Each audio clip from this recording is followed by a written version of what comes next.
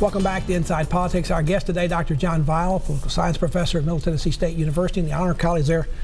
Dr. Weil, there was also a summit being held in Vietnam this week. Yes. about the Korean Peninsula. This was the second time that President Trump and President Un had gotten together.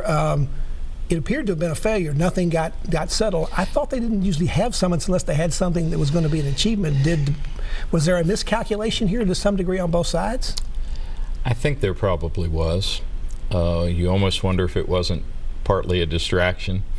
Again, I think both leaders seem to have an unrealistic expectation that their personal friendship is somehow going to paper over. So love does not conquer all in this case. Well, not in a case like this. I think one of the fascinating things about this summit is what the possible impact may be on the negotiations that we're having with the Chinese regarding trade, which, as you know, has been a major factor in the market and in politics. From North Korea, he may walk from them, and then the trade war re-intensifies. Right. And actually, this is sort of, for me, an unintended pleasant surprise. My fear was that he would go over and he would have, I did not want the hearings done on the same day he was there.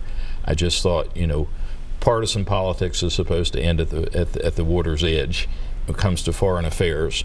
I was afraid he would feel pressured to come up with a deal just to counter what was happening in the hearings. But it looks like what may have happened is he may have gained some leverage over the Chinese. You know, if he's walking on this, he may walk on the trade deal too. In the meantime, the South Koreans are kind of left in the lurch too. They were hoping for more things to happen to bring the countries together in terms of trade and other affairs, and maybe even a reunification or an end of the Korean War, but that appears to be on hold too. It's got to be frustrating to be, South Korean and world powers are deciding your fate, and you're pretty much a bystander to what's going to happen. We also saw some nuclear weapons come in this week. Both Pakistan and India are having, again, a flare-up over the Kashmir province. This has been going on for 70 years, but these are nuclear powers.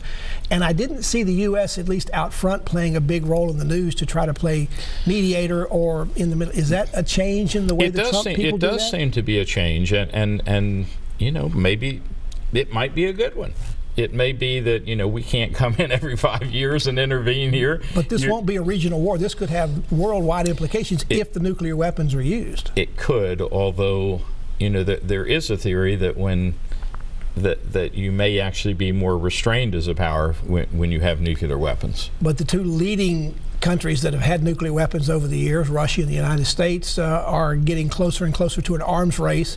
In fact, this week, the Russians broadcast on TV, not quite a list, but at least they started talking about the fact that if the U.S. deploys nuclear missiles to Western Europe, they'll not only put their missiles to attack Western Europe, they may also attack in the United States some of the control and command places here, which might put lots of cities and lots of places in the country under the gun.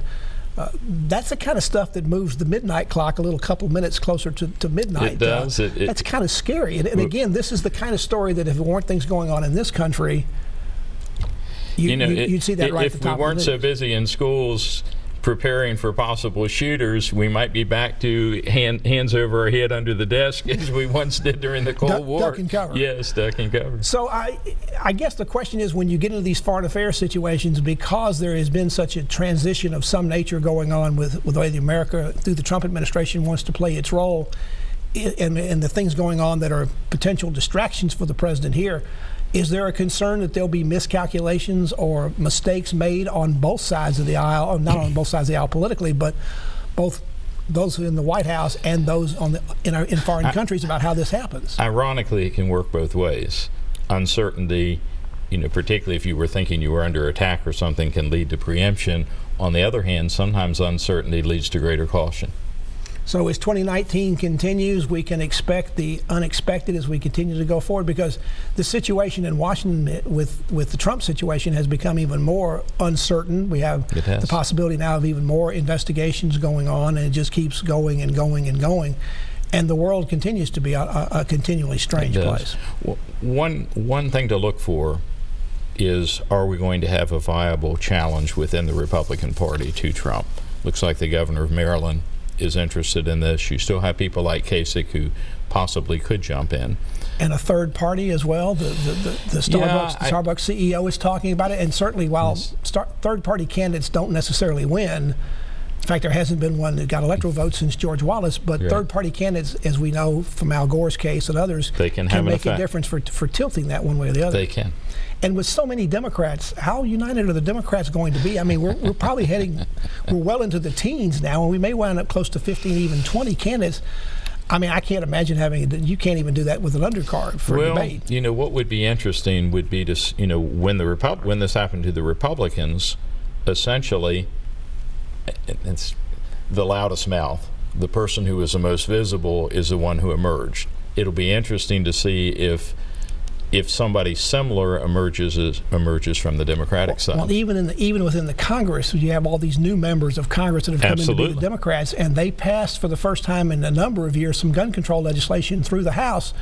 But there were there's an amendment put on there through some of the re-referral efforts that the Democrats actually wound up voting for, and there's things within that bill they don't particularly like. I mean, it looks like both parties are going through some major transitions within themselves as to how united they're going to be. No, I think that's right.